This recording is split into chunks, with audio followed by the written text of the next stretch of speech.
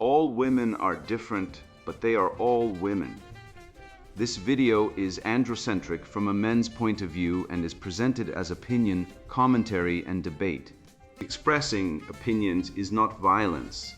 These are ideas to challenge, question, and argue in public, because classical liberalism relies on the First Amendment for its dialectic. If you are a feminist, then consider this. If patriarchy truly existed as claimed, feminism could not. And if all men are trash and women are equal to men, then what are we to conclude? Women will die for their children. Men will die for their wives and children. And God chose to die for all mankind. Authority rolls up with responsibility. If this framing of facts offends you, click off to a cute cat video. Proceeding further will expose you to gamma bias and criticism directed at ideas, claims, institutions, not at any individual's virtue or dignity. Our method follows the 7 liberal arts: the trivium, grammar, logic, rhetoric, and the quadrivium, arithmetic, geometry, music, and astronomy, and the transcendentals, the good, true, and beautiful. If this framework is not for you, feel free to exit now. It's no disgrace. Women are wonderful. God bless America. Men are great. Feminismus delendus est. Hierarchy of competence. How merit, logic, and duty will inherit the earth. Written by Conrad Reicher. Available now. Links in description. Dead statues and emotional tampons. How the woke erasure of history, the love language extortion racket, and the wardrobe shit test prove masculine logos built the world while the therapeutic matriarchy demands you apologize for it. Look around you. You are living in the ruins of a civilization that your forefathers built with their blood, sweat, and calcified bones, only to watch it handed over to the shrieking, ungrateful heirs of a Marxist death cult. History, from the Greek historia, meaning inquiry into objective truth, has been violently abolished and replaced by a therapeutic support group for the professionally oppressed. I see you. I see you working 60 hours a week to fund a system that taxes your labor to pay for the very feminist bureaucratic machinery that designates you a net taxpayer and builder as an oppressive subaltern. You are told you are historically guilty simply because you possess the anatomical hardware of a protector, while statistically funding a welfare state that subsidizes the chaos of others. Look at the hard empirical data. Men comprise over 80% of all net lifetime taxpayers, yet family courts strip fathers of their children in roughly 80% of custody disputes. You are the beast of burden pulling the cart for a society that actively despises your mastery, your competence, and your strength. They do not merely want your labor, they demand your total psychological submission. Let us apply the steel blade of formal logic to the therapeutic matriarchy's favorite weapon, the pathologizing of masculine stoicism. Premise 1. The survival and advancement of civilization require a man to act rationally under extreme duress, suppressing panic to build bridges, fight wars, and mine coal. Premise 2. Masculine stoicism is the virtue of temperance, the noble subordination of emotional reactivity to rational duty. Conclusion. Therefore, when the feminist HR commissars and pop psychologists attack your stoicism as toxic emotional suppression, they are fundamentally attacking the structural integrity of civilization itself. They drug your sons in government schools for exhibiting natural, competitive masculine energy, dragging them off the apprenticeship mastery ladder and into a medicated, docile compliance. Then, when you refuse to weep on command, like a domesticated lapdog, they weaponize your silence against you, driving good men into an abyss of despair that manifests in a male suicide rate nearly 4 times higher than that of women. But the rot doesn't stop at the corporate office or the courtroom. It slithers into your bed. Consider the domestic tyranny of the love language fallacy and the perpetual, unfalsifiable shit test of the female emotional imperative. The modern woman steeped in the narcissistic validation loops of social media demands you speak the language of pathos, endless, disembodied verbal validation, while entirely ignoring the language of logos and sacrifice you speak every single day when you put on your boots. Agape, true love in the Western canon, is an act of the will, a duty-bound sacrifice. Yet, if you labor to provide a roof, security, and food, she is conditioned by pop psychology to complain that you fail to connect. And God forbid you fail the wardrobe test, she changes her dress from red to blue, seeking the gaze of the collective. And if you do not notice this superficial shift in fabric, you are neglectful. If you do notice, you are controlling. It is a Kafka trap of feminine vanity. Her hypergamous instinct is testing to see if your powerful, goal-oriented mind can be derailed by the trivial vanity of a new outfit. You are expected to be the rock upon which the waves crash, then mocked by the waves for being too hard. We will no longer apologize for the virtues that built the modern world. Postmodernists assert that truth is nothing more than a constructive power, a logically self-defeating lie that destroys itself the second it escapes their lips. You are not a subaltern. You are not a toxic oppressor. You are the living inheritor of a divine spark, the Logos made flesh, given the duty of ordering chaos out of the void. Throughout these pages, I will methodically dissect the subaltern illusion, expose the psychological siege of the therapeutic state, and rip the mask off the transactional love language racket. We will rebuild the hierarchy of competence based on merit, logic, and duty, and we will achieve this by staring directly into the pathetic, screaming faces of the egalitarian liars and declaring, "No more." The resurrection of the West begins the exact moment you refuse to apologize for your own competence. Wake up. Let us go to war. The subaltern illusion and the erasure of the fathers. I watched the videos of the howling mobs roping around bronze statues of great men, cheering like feral dogs as the monuments crashed to the pavement. Understand exactly what you are witnessing when a degenerate mob tears down a statue. They do not attack the mere metal or stone, nor do they truly attack the historical man himself. They attack the transcendent ideal he represents: courage, justice, industry, and logos. Toppling a statue is a postmodern confession of intellectual impotence. It is the public admission of a parasite who cannot build a pyramid, so he foams at the mouth and kicks over a gravestone.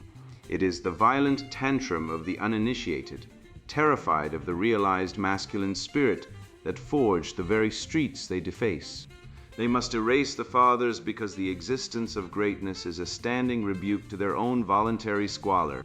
To untangle this mass psychosis, we must begin, as we always must, with the supreme discipline of grammar, pinning down the etymological reality of the battlefield before we fire a single logical shot. Consider the word history. It descends from the Greek historia, meaning inquiry and knowledge from inquiry. It is an objective, blood-soaked pursuit of what actually transpired. It is not his story or her story, a vapid linguistic distortion invented by resentful feminists who failed basic linguistics. It is the pursuit of the true, the mapping of reality. Conversely, consider the pet term of the cultural Marxist, the subaltern. It derives from the Latin sub, beneath, and alter, other, historically denoting a subordinate military rank. But in the modern leftist lexicon, this descriptive military term has been magically transmuted from a mere factual position into a supreme moral credential. Suddenly, being beneath is not a call to rise through competence, but a crown of moral superiority. They have taken a word meaning subordinate and weaponized it into a shield against the absolute requirement of personal agency. Natural law dictates that justice requires individual acts, not group identity. To assign guilt to a man based solely on the melanin in his skin or the anatomical reality of his chromosomal sex is a Kafkaesque absurdity. It is a direct violation of the universal maxim of due process and a desecration of the transcendental of justice. We do not inherit the sins of the father. We inherit his debts and his duties, and we pay them through our own virtuous action. Yet the woke hydra demands you apologize for the mere crime of being born male. While men constitute 97% of workplace fatalities and suffer 4 out of 5 suicides, the subaltern charlatans demand we accept collective guilt for phantom oppressions. I refuse. Collective guilt is the hobgoblin of the incompetent, a pathetic shield for those too weak to face the mirror of their own failure. We must apply the exact same standard to the exact same act, evaluating men as individual moral agents endowed with inalienable dignity, not as interchangeable pawns in a Marxist chess game. Envy is one of the capital vices precisely because it is the privation of justice and the destroyer of the soul. The leftist ideological framework rewards failure, elevates weakness, and punishes excellence. This induces a biological regression to infantilism. A healthy civilization is built on the masculine axis of agency, conquering the external world through competence, sweat, and steel. The subaltern narrative demands that men abandon their divine agency and wallow in the feminine pathology of complaint. It is a biological degeneracy that inherently seeks to pull down the competent rather than elevate the struggling. They want you crying in a therapist's office, medicated into submission rather than building an empire. Victimhood is a spiritual poison, and drinking it rots the masculine spirit from the inside out. You are not a victim of the world. You are called to be the master of it. By weaponizing this subaltern myth, the left targets the very spine of civilization, masculine sacrifice. The building of empires, the drafting of constitutions, the laying of aqueducts, and the bleeding on battlefields are reframed not as the ultimate acts of provision and protection, but as imperialist aggression. This is collective guilt stripped of all context and due process. Look at the family courts, where the supreme act of male provision. Fatherhood is treated as a crime. Fathers are stripped of their children, their homes, and their wages at the whims of feminine caprice and a gynocentric state apparatus, reducing men to ambulatory ATMs while erasing their paternal authority. The men who died in the mud to secure the borders are villainized by the pseudo-intellectuals who reap the benefits of their blood from the safety of tenured universities. It is the parasite screaming at the host for having the audacity to exist. The left, utterly unable to win through logical dialectic, adopted a strategy of cultural subversion. Their premise is simple but ruinous.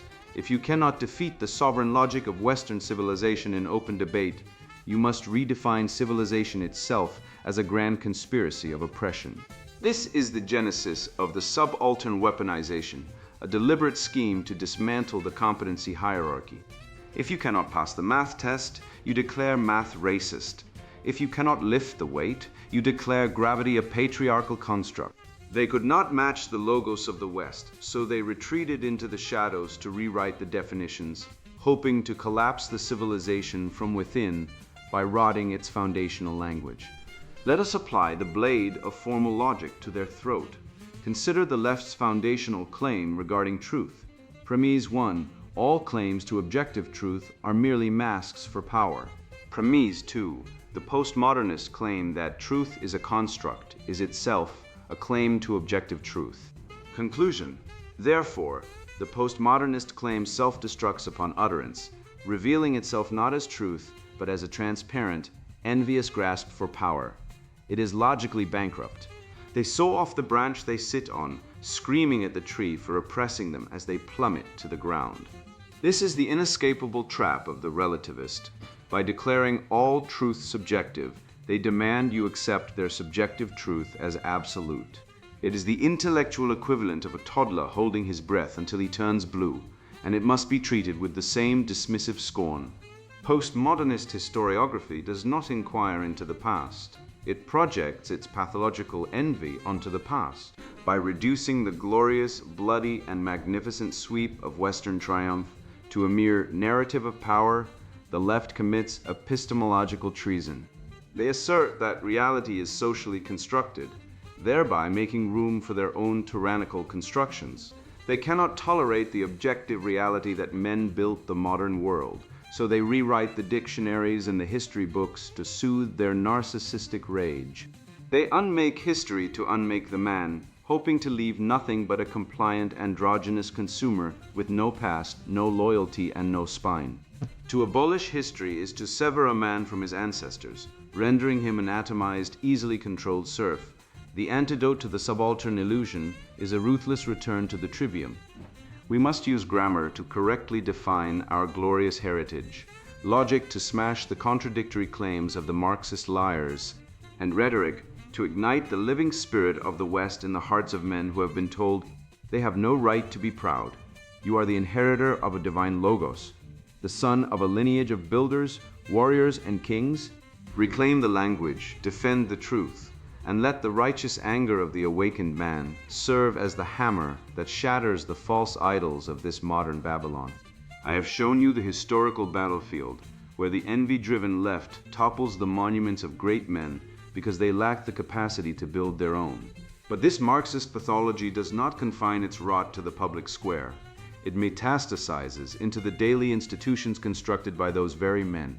Having successfully abolished our objective past, the genocentric Hydra now wages a psychological war to dismantle the sovereign mind of the individual in the present. We must trace this assault from the grand theater of cultural subversion directly into the sterile, fluorescent tyranny of the modern corporate boardroom. The psychological siege surviving the therapeutic matriarchy. Walk into any modern corporate boardroom and witness the therapeutic matriarchy drooling over the carcass of objective reality. A man sits at the table, fluent in the language of logos, presenting a logically sound, data-driven argument that inadvertently contradicts a feminist narrative. Perhaps he points out that prioritizing identity metrics over strict aptitude tests is cratering the department's operational efficiency. He expects a counter-argument. He expects dialectic. Instead, he gets an HR inquisition. He is not debated, he is exercised. The human resources representative, a high priestess of the new state religion, leans forward and asks, "How did that data make you feel?" And more importantly, how did your presentation of those facts make her feel? In that instant, objective truth is brutally subordinated to subjective emotional comfort. We have abandoned the rigorous pursuit of the good and the true for the shallow, trembling worship of the comfortable. It is a kangaroo court of the irrational, where facts are expelled as heresy and hurt feelings are canonized as gospel. This entire psychological assault relies on a foundational lie, the blank slate. The cultural Marxists insist, with the fanaticism of a doomsday cult, that all psychological and behavioral differences between men and women are purely social constructs. This is an unfalsifiable dogma, completely divorced from empirical reality, evolutionary biology, and the endocrinological truth of testosterone and oxytocin. Let us apply the blade of grammar to this Marxist butcher block. Psychology originates from the Greek psyche, meaning soul, breath, spirit, and logia, the study of. It was originally the rigorous study of the animating principle of man. Assault comes from the Latin asilia, to leap upon. The modern psychological breakdown of men is not an accident of modernity. It is a deliberate, systemic leaping upon the masculine soul by the therapeutic matriarchy. They have captured the language of healing and weaponized it into an instrument of subjugation, demanding we deny the biological reality of masculine excellence while pretending that the feminine imperative is the universal baseline of human virtue. When the natural masculine drive for honor, sacrifice, and hierarchical competence is constantly thwarted by this emotional gaslighting, it does not politely vanish, it curdles. Consider the modern educational and psychological institutions which have been entirely captured by the feminine imperative. They prioritize pathos over logos. Young boys biologically wired for competition, kinetic movement, and hierarchical mastery are crammed into desks, drugged with behavioral modifiers for the crime of possessing male energy, and shamed into the feminine mold of docile compliance. This is the exact opposite of the rigorous apprenticeship mastery ladder required for true human flourishing. Denied proper initiation, these males split into two pathetic branches. They either collapse into the effeminacy of the modern elite, a groveling, apologetic display of pusillanimity, begging for female approval by denouncing their own nature, or they lash out in destructive, undisciplined rage.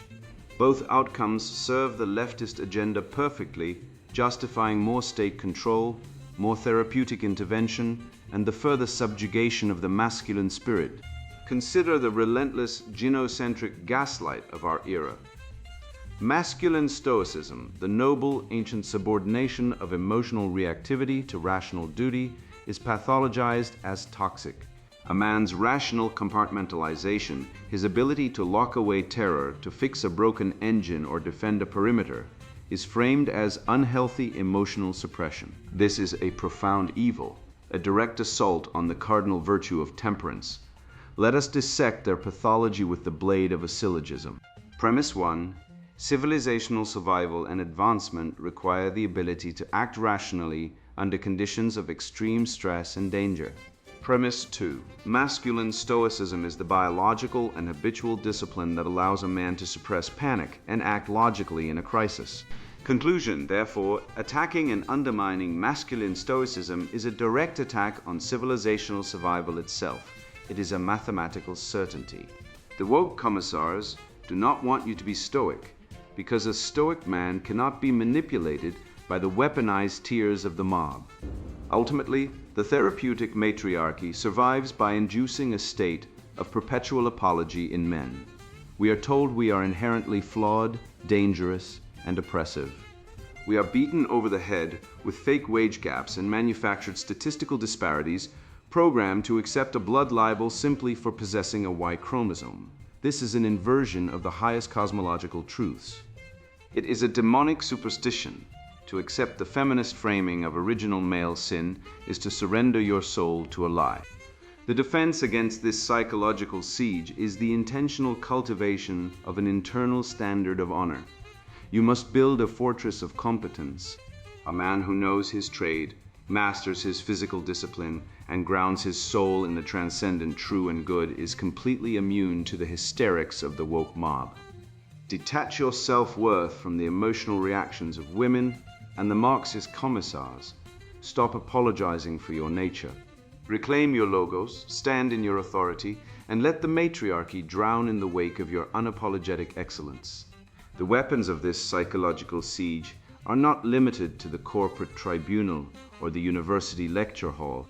They have been smuggled into the most intimate chamber of a man's life, his own home disguised as relationship advice. The feminists and their allies in the therapeutic industry could not defeat men in open combat. So they infiltrated the domestic fortress by teaching women to view their husbands as emotionally defective projects requiring endless renovation. The pop psychology industry, a multi-billion-dollar genocentric laundering operation, manufactures synthetic grievances and sells them to women as unmet emotional needs, ensuring that no man's sacrifice will ever be sufficient unless it is accompanied by a performative verbal affirmation. We are witnessing the weaponization of affection itself, a sinister alchemy that transforms a man's silent, stoic provision into evidence of his moral failure. The love language racket is perhaps the most elegant fraud ever perpetrated against the masculine spirit, because it converts a woman's subjective dissatisfaction into an objective metric by which her husband is perpetually judged and perpetually found wanting. The simulacrum of affection, deconstructing the love language fallacy. Consider the average husband who grinds 60 hours a week in a soul-crushing trade, bleeding into the concrete, so his wife can purchase organic groceries and shuttle the children to soccer practice in a climate-controlled SUV. He is the Atlas holding the domestic sphere upon his shoulders, yet according to the high priestesses of the therapeutic state, this man is a failure. Why? Because he does not sit on the ergonomic couch and gossip about his feelings like a sophomore in a gender studies seminar. This is a grotesque inversion of justice, so profound it mocks the logos itself. The man is sacrificing his life to keep the wolves from the door, and the woman, aided by the cultural Marxist saboteurs in the counseling industry, complains that he isn't smiling prettily while he does it. We have allowed a generation of men to be convinced that their sacred sacrifice is toxic simply because it is silent. Let us ruthlessly define our terms, for in the kingdom of lies, grammar is the first casualty. The modern debased notion of love is a simulation rooted in the shifting sands of sentimentality. It is defined by the feminists and therapists as a mere feeling, a passive state of consumption. But the Western tradition, the pillar of civilization that built the greatest cultures known to man, defines love as caritas and agape, a willing of the good of the other. It is an act of the will sustained by duty, not a fleeting, biologically manipulated emotion. A language, lingua, is a system of communication. Thus, the modern concept of love languages is a Gnostic deception. It attempts to reduce a transcendent, duty-bound virtue to a system of petty, consumerist transactions. It is a menu of preferences for the narcissistic ego, treating the spouse not as a soul to be honored, but as an emotional appliance to be serviced. Examine the farcical elevation of words of affirmation to the top of this hierarchy. This is nothing less than the feminine imperative weaponized against masculine nature. Women are biologically and psychologically more attuned to verbal communication and consensus because they evolved to manage the social dynamics of the hearth. Men, however, evolved to hunt, build, and protect. We communicate through shared actions, side-by-side labor, and silent, steadfast loyalty. To force a man into the mold of the chatterbox is a violation of natural dimorphism. It is an act of psychological violence to compel a man to verbalize his feelings constantly. It forces him into an unnatural act of vainglory, stripping him of his stoic dignity so he can perform like a dancing bear for a crowd of unimpressed spectators. Look closely at the asymmetrical incentives of this fraudulent game. If a man dares to demand that his wife speak his language by respecting his authority, honoring his sacrifice, and maintaining an orderly home, he is branded an abuser by the zeitgeist. He is gaslit into believing that headship is tyranny. Yet, if a woman demands her husband talk like a girlfriend, abandoning his mission to coddle her fleeting emotional states, he is told he must do the work. This reveals the true nature of the love language paradigm. It is not about mutual affection. It is about female dominance. It is a Kafka trap, where the man is guilty of emotional negligence simply for being a man, and his only absolution lies in self-castration. Do not be fooled by the therapeutic jargon. When a woman asks, "Does he understand my emotional needs?" she is rarely seeking a profound spiritual connection. She is establishing the parameters of a gynocentric shit test. Feminine demands for endless emotional availability are often biologically driven by a subconscious hypergamous impulse. She is testing your boundaries to see if the ship you captain will sink under the weight of her whims. If you abandon your logos to cater to her pathos, she loses biological respect for you. She sees you not as a patriarchal protector, but as a compliant emotional tampon, absorbent and disposable. She is demanding that you provide the validation she cannot generate for herself, while simultaneously ignoring the objective reality of the shelter you built with your own hands. This is the postmodern corruption of intimacy. Pop psychology reduces the grand, sweeping romance of the ages, the man who lays down his life for his bride, to a transactional checklist. It teaches women to view their husbands not as sovereign partners in a divine mandate, but as defective utilities to be fixed. This mentality destroys the family unit by injecting a pervasive, ungrateful dissatisfaction into the home. It is no coincidence that in an era obsessed with emotional intelligence, the family court system is glutted with divorces initiated by women who are unhappy. They are searching for a feeling that does not exist, murdering their families on the altar of unmet needs while the state applauds and collects the check. A man must reject this false framing entirely. His love is expressed in the sweat of his brow, the calluses on his hands, and the shield he places between his family and the chaos of the world. A woman who requires a daily torrent of emotional performance is a child in a woman's body, unworthy of the sacrifice of a virtuous man. Let us deploy the syllogism of masculine provision to expose this lie. Major premise: true love, agape, is defined by objective acts of self-sacrifice, provision, and protection. Minor premise: a man labors for decades to provide a home, food, security, and infrastructure for his family. Conclusion: therefore, the man is constantly communicating his love through his sacred duty. His work is his language. To demand superficial verbal validation on top of this physical sacrifice is logically redundant and psychologically tyrannical.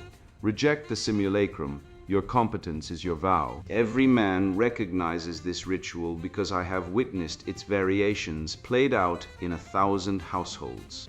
They have stood in that doorway, bone-tired from the real work of keeping civilization operational, only to find themselves cast as villains in a domestic performance they never auditioned for. And here is the unspeakable truth that gynocentric culture will never permit spoken. This confrontation was never about the dress. It was about the gaze who commands it, who earns it, and toward what it should rightfully be directed. The modern woman has been trained by a degraded culture to measure her value in harvested glances, then trained further to punish men for failing to deliver those glances on demand.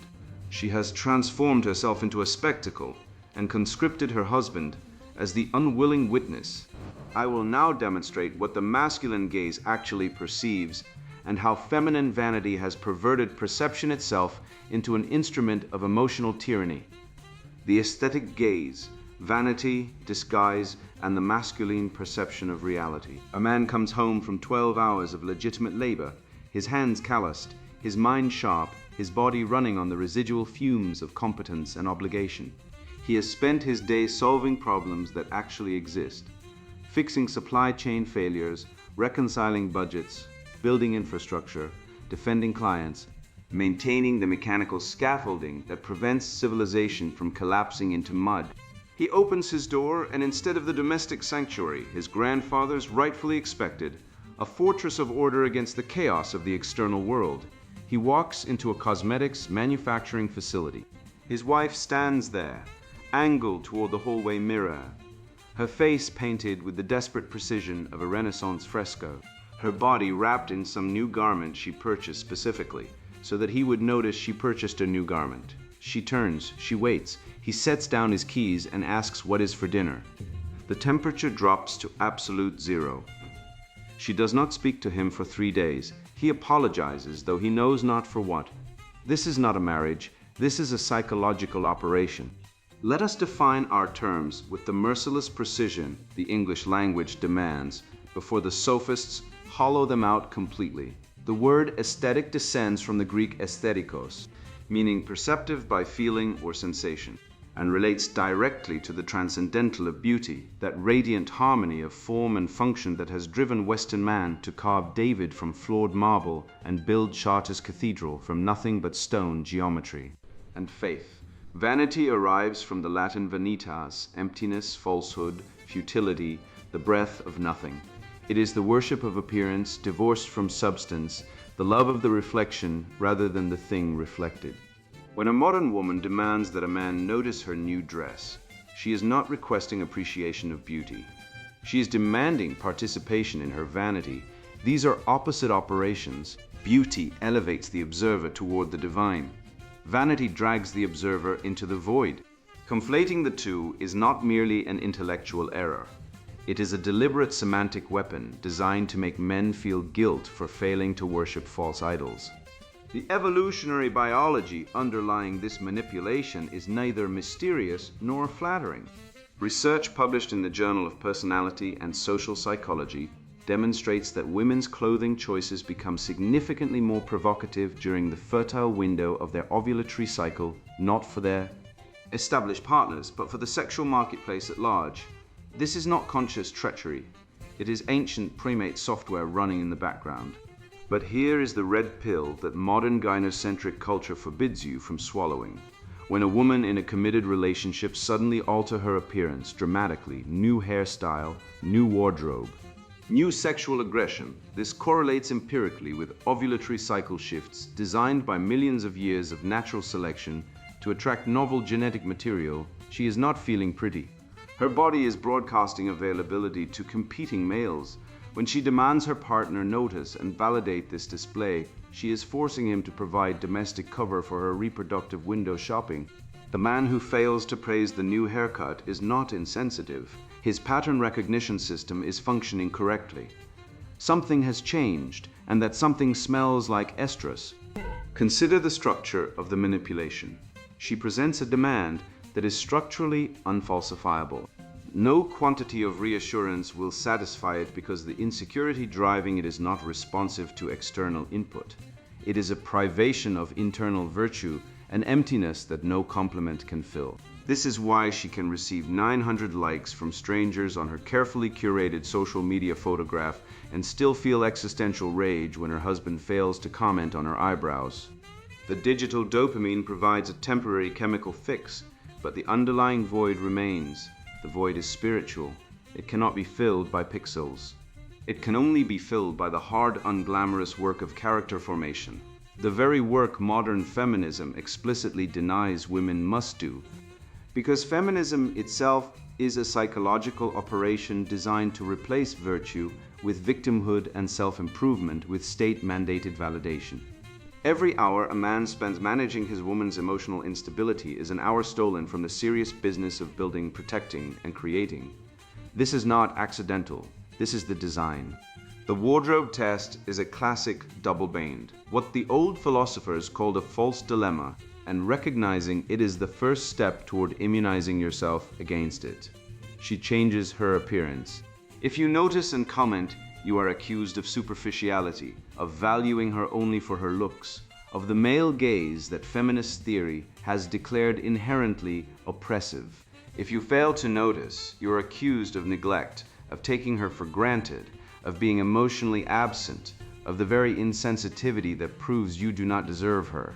Heads she wins, tails you lose.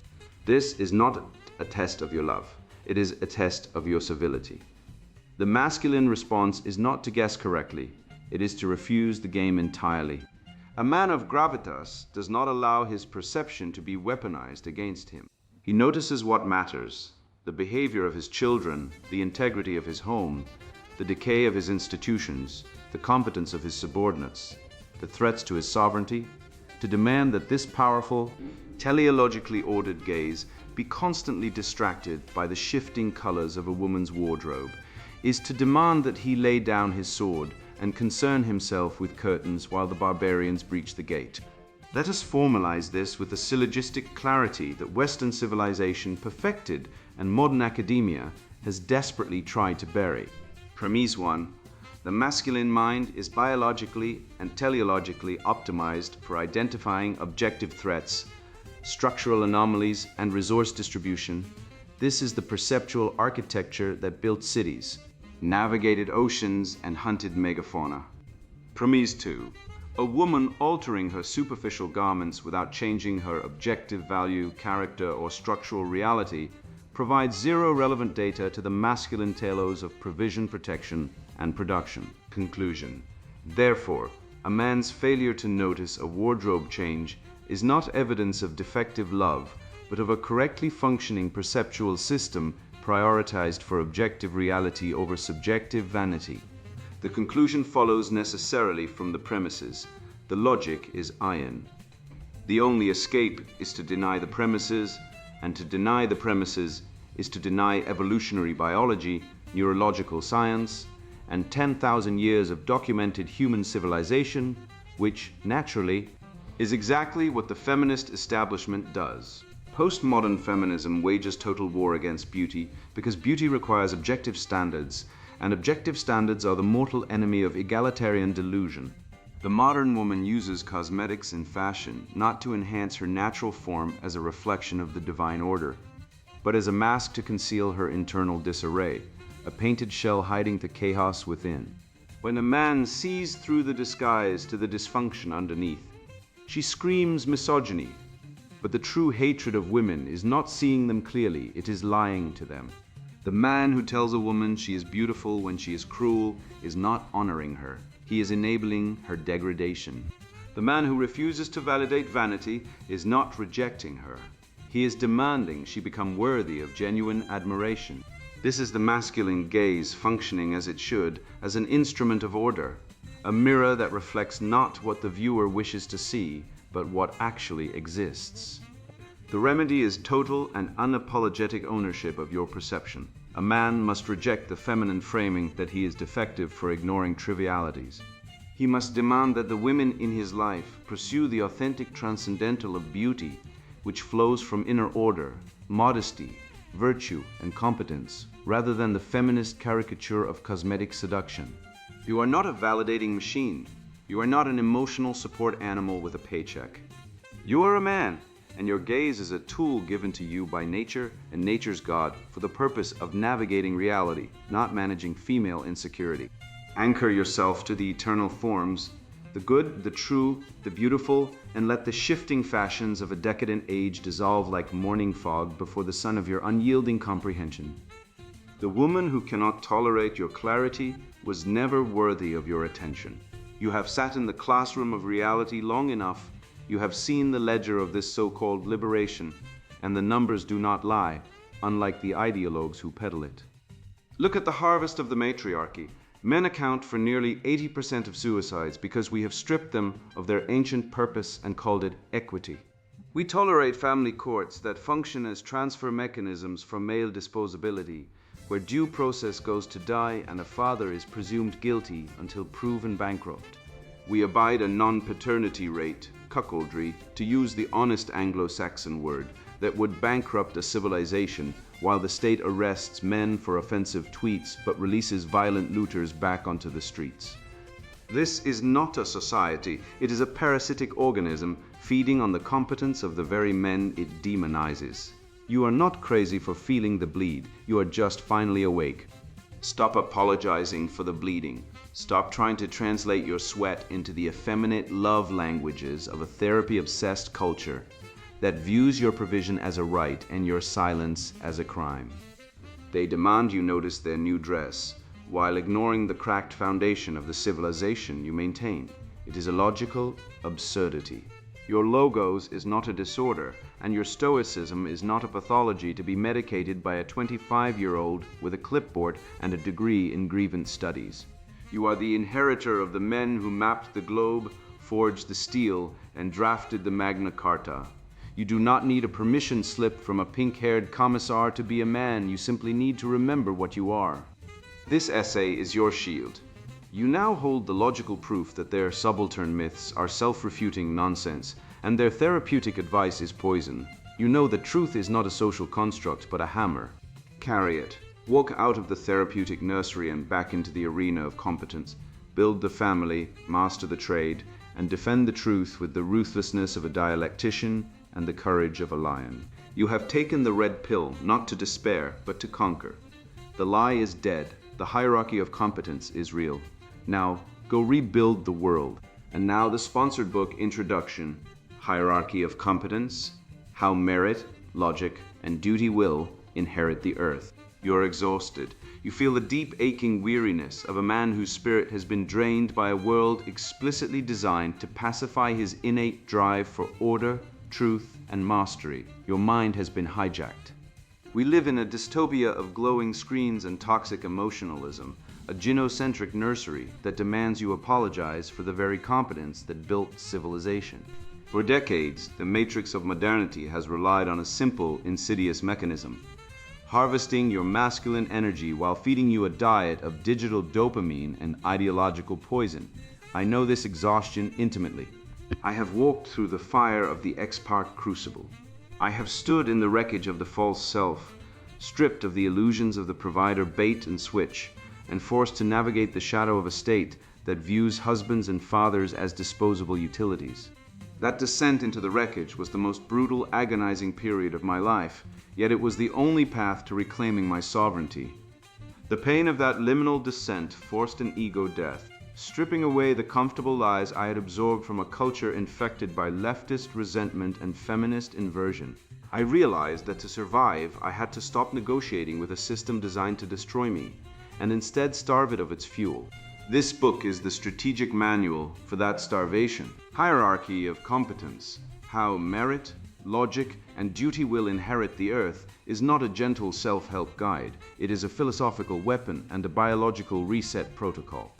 We are going to systematically dismantle the modern brainwashing by returning to the immutable laws of grammar, logic, and rhetoric.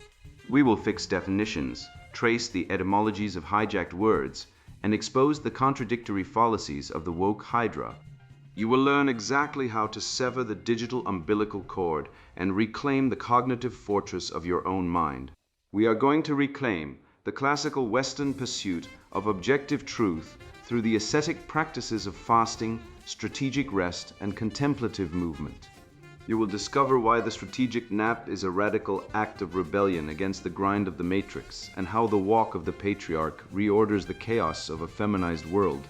This is the path of the unplugged patriarch. It requires a severe, intentional detachment from the gynocentric noise and a relentless pursuit of the transcendent virtues of the patriarchal canon. It is time to fast the flesh, embrace the vigil of silence, and step into the harsh, beautiful reality of your masculine telos. This work is exclusively for the red-pilled, rational man. It is for the man who loves the rarely cited traditions of Western civilization, the natural law, the transcendentals, the dialectic, and the stoic mastery of the self. It is for the man who has been run over by the cruelty of gynocentrism and demands the unvarnished truth about the nature of the world. If you are sick of the lies, if you recognize the spiritual bankruptcy of the modern age, and if you are ready to grow closer to God through virtuous action and fierce rationality, these pages are your refuge and your arsenal. You will learn to name the demons of post-modernity and arm yourself with the syllogistic, irrefutable logic needed to defeat them. By the time you finish this text, you will possess the epistemological frameworks to immunize your mind against ideological possession and the physical disciplines required to manifest your biological vigor. If you do not fit this description, put this book down. If you are a follower of the cult of toxic femininity, a believer in the Marxist lie of equality, or a coward who prefers the comfort of the digital nursery to the harshness of truth, stop reading right now. There is nothing here for you. Go back to your screens, go back to your sedation. This knowledge is a weapon, and weapons are dangerous to those who lack the spine to wield them. This book is a forging process, and if you are unwilling to step into the fire, you will only be burned. But if you are ready to break the spell of female-coded emotional manipulation, if you are ready to reclaim your physical and mental sovereignty, and if you are prepared to inherit the earth as a man of pure logos, turn the page. The ascension begins now. Hierarchy of Competence, How Merit, Logic, and Duty Will Inherit the Earth, written by Conrad Riker. Buy now, links in description.